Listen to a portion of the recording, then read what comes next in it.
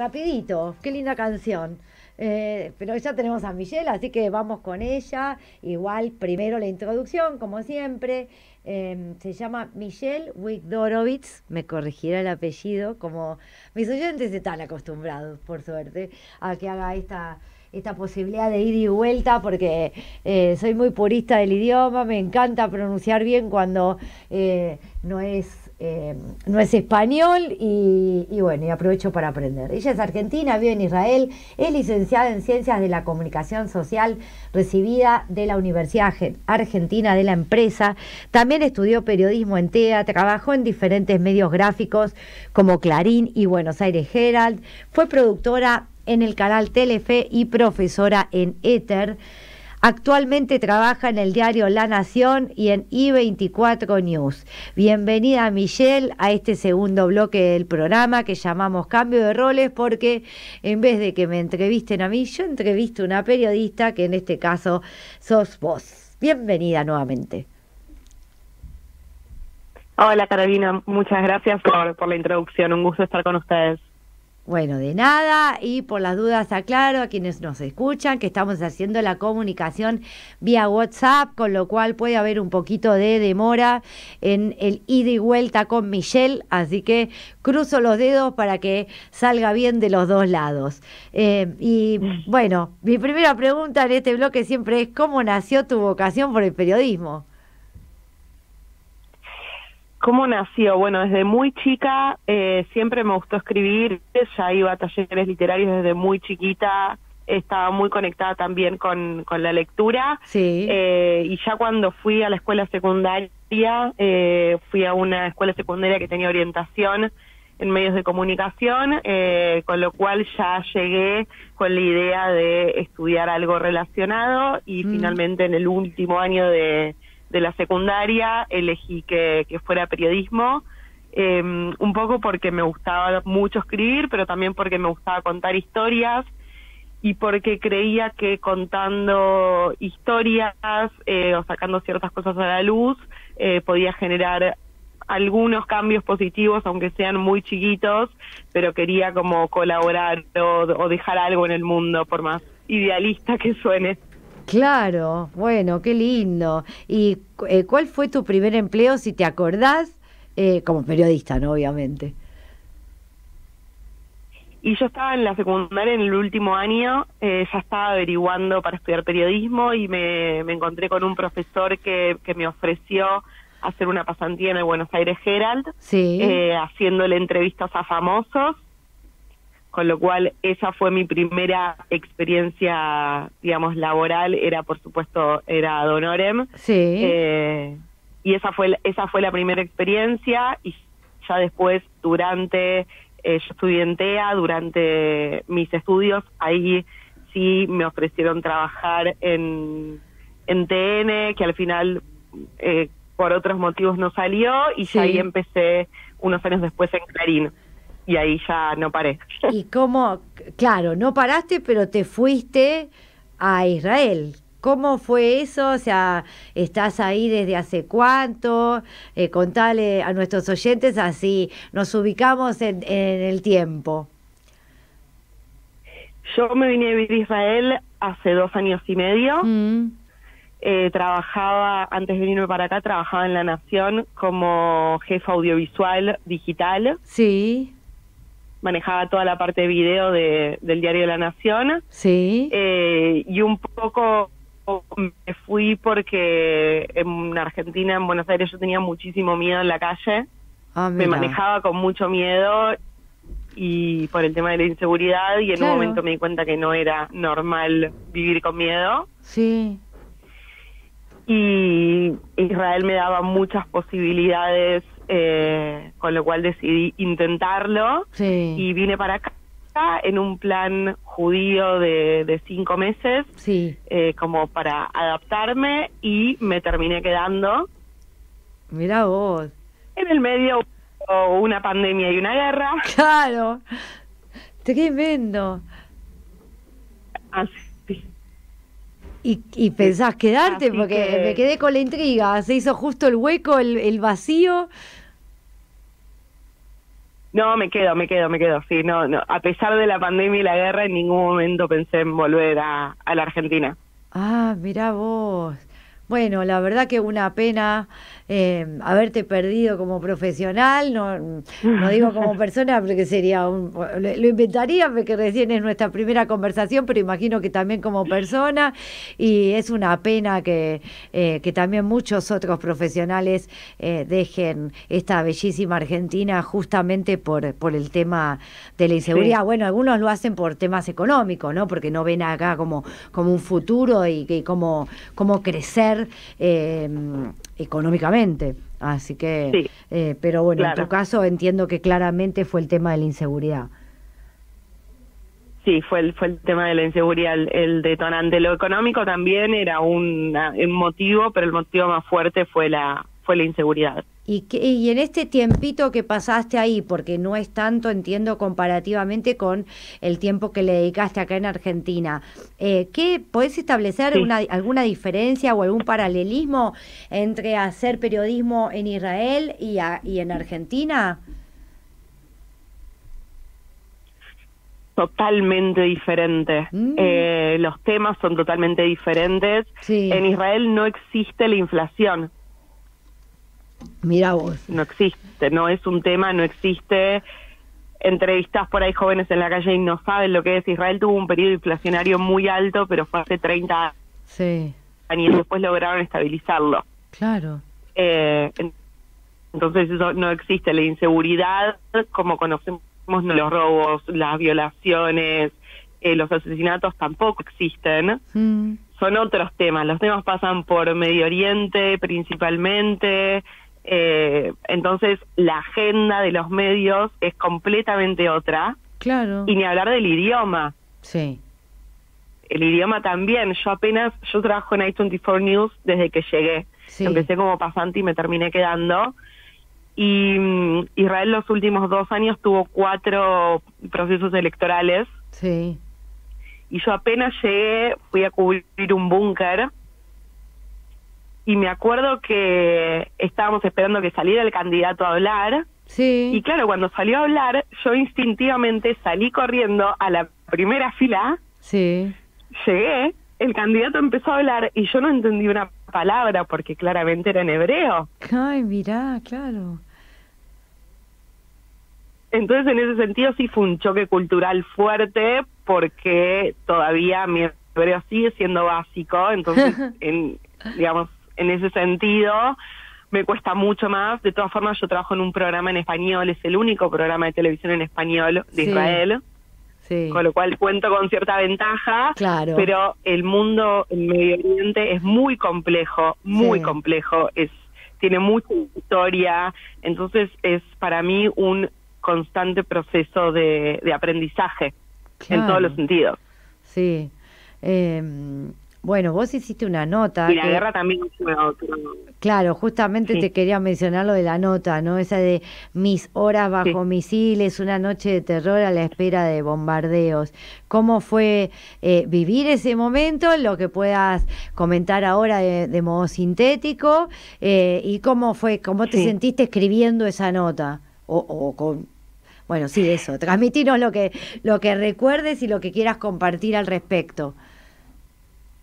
La guerra fue en mayo del año pasado. Yo justo estuve todo abril en Argentina, con lo cual llegué y a la semana o a los 10 días ya empezó la guerra. Sí. Entonces me agarró como recién llegada, no entendía bien. Mm, En Israel obviamente Israel pasó por muchísimos eventos de guerra, con lo cual la gente ya sabe todo lo que tiene que hacer. Yo ya sabía más o menos lo que tenía que hacer. sí, Pero fueron 10 días muy intensos. sí. Yo no paré de trabajar ni un segundo. Yo estaba al mismo tiempo trabajando en I24 News, para La Nación y para Univisión, para México y Estados Unidos. Sí, Entonces fueron 10 días donde yo aprendí a convivir con la guerra, pero además donde no paraba de trabajar, lo cual me permitió también, digamos, tener cierta estabilidad y, digamos, y uno entra en el loop del trabajo y pasa diferente. claro. La verdad es que nunca pensé que iba a vivir una guerra. Si bien me venía a vivir a Israel, nunca pensé que iba a vivir una guerra, porque además que caigan misiles en Tel Aviv no es para nada normal. Mm, fue un paréntesis, fue estar en stand-by en 10 días porque lo único que tenés en la cabeza es que en cualquier momento suena la sirena. Exacto. Y tenés que salir corriendo. Yo en mi edificio no tenía un lugar seguro, con lo cual fue ir encontrando en edificios vecinos donde podíamos quedarnos. Sí. Y es estar atento a toda hora y empezar a pensar, bueno, jamás tira los misiles al mediodía, a la medianoche, entonces yo tengo que bañarme a la tarde y tener todo el tiempo el teléfono cargado y la botella de agua y las zapatillas para correr. Y se vive como se puede, digamos, intentando estar lo más centrado posible para saber qué es lo que tenés que hacer y poder sobrevivir, pero es un paréntesis total y absoluto, desde ya que una cosa es como lo vimos nosotros y otra cosa es como lo ven los israelíes, que lo ven totalmente diferente. Como más naturalizado. Esa diferencia también es muy notoria. Sí.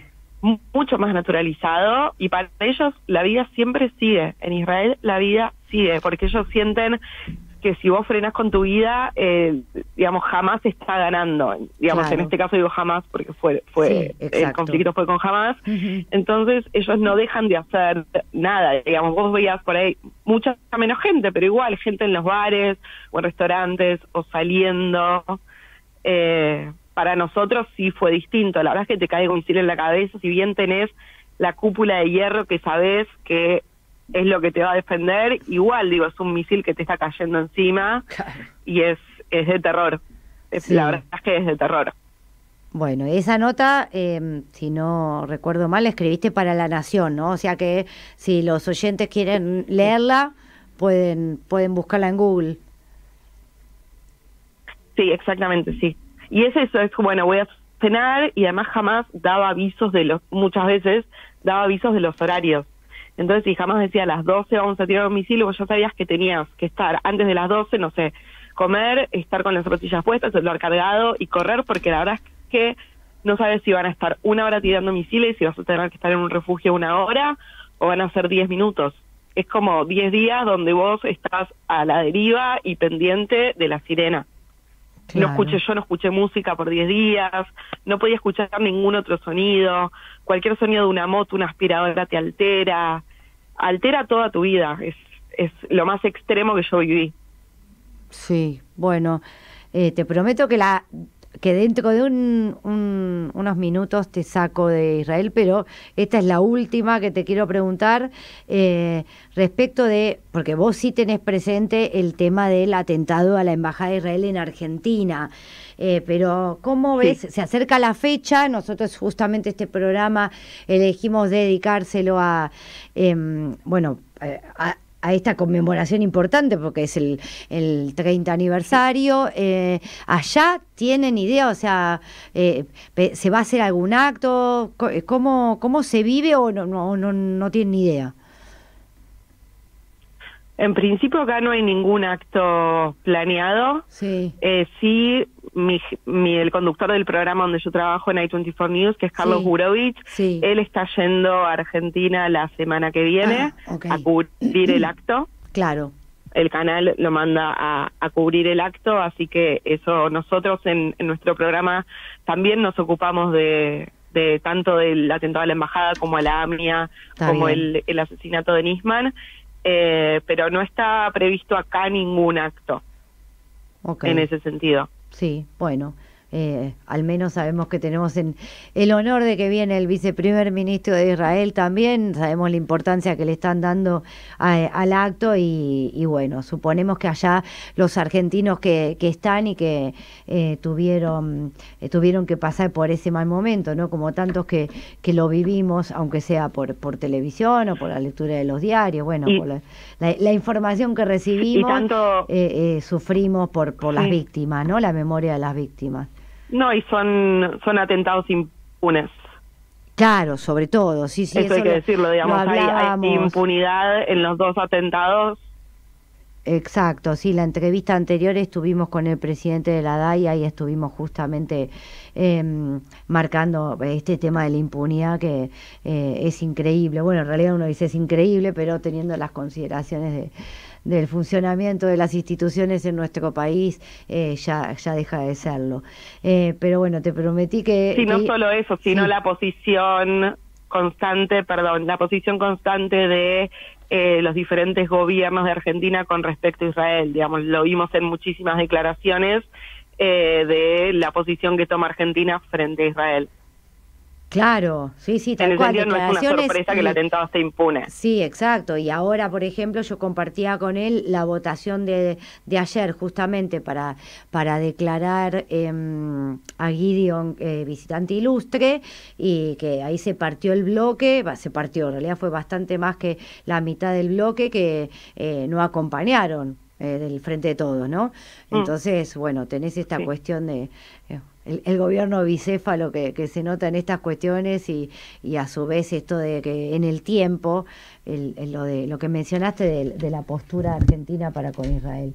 Yendo entonces ahora a la cuestión del estudiante de periodismo, porque nosotros tenemos muchos chicos que estudian o periodismo o hacen la licenciatura en comunicación, que siguen el programa, y siempre este segmento es como muy especial porque ellos pueden aprender algo de la vida, o sea, de lo que a veces solamente ven por delante, ¿no? Del periodista, tal vez el periodista modelo, ¿no? En el que se quieren convertir, y también queremos que se aproveche el tiempo ya para bajar a tierra algún consejo, recomendación, algo que puedan compartir aquellos periodistas que tienen experiencia y que quieren dedicarle unos segunditos a acompañar a los chicos que estudian, dándole algún consejo.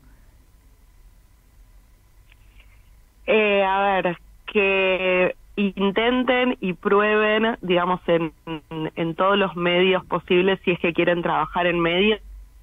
Hay que insistir muchísimo, lean todo lo que puedan y les interese, digamos, si les interesa alguna rama en particular del periodismo. A veces es difícil, la mayoría de las veces, entrar sobre todo en los medios grandes. Hay que golpear puertas, hay que insistir, mandar ideas, mandar sumarios, conocer gente. Yo empecé en los medios, sobre todo en los grandes medios, como pasante, y la verdad es que aprendí muchísimo. Me parece que la mejor actitud también es eso, es aprender, estar dispuesto a aprender de las personas que nos rodean, y llegar con esa actitud para mí es fundamental. Fue la clave que para mí, que en mi caso hizo que yo entre en A24 News. Mi jefe ahora me preguntó, ¿vos por qué querés estar acá? Y yo dije, para aprender, y eso, después me lo dijo él, fue la clave para que yo empezara ahí. Si bien ya venía con experiencia de muchísimos medios antes, me parece que esa actitud es fundamental y se valora mucho. Y es aprender y lanzarse, y se van a equivocar y lo van a volver a hacer una y mil veces, pero es estar dispuestos a aprender y adquirir todas las herramientas tecnológicas, digamos, lo que tiene que ver con lo digital, y también con el periodismo, digamos, de base, de chequear y de cómo escribir una nota. Creo que, no sé si dije demasiadas cosas, pero creo que eso sería un buen resumen. No, está buenísimo. Espero que sigan tu consejo porque realmente lo comparto, y tal vez no se restringe únicamente al ámbito periodístico, sino que creo que es importante, ¿no? Que uno tenga esa actitud en el trabajo de querer aprender y crecer y dar, y no ir creyendo que uno se las sabe todas, porque siempre hay algo para aprender, y creo que se da mejor. Así que yo comparto enormemente el consejo que diste. Bueno, me alegro. Bueno, muchísimas gracias. Tenía unas preguntitas más, pero no me da el tiempo de los bloques. Seguramente te vamos a estar llamando en otro momento, no necesariamente vinculado con alguna efemérides que necesitemos a alguien que esté en Israel, porque tenemos mucho más para conversar. Así que, bueno, eso, ojalá podamos tener una segunda parte. Dale, con mucho gusto. Muchas gracias. Gracias a vos, Michelle. Y bueno, queridos oyentes, vamos a una canción y volvemos rapidito.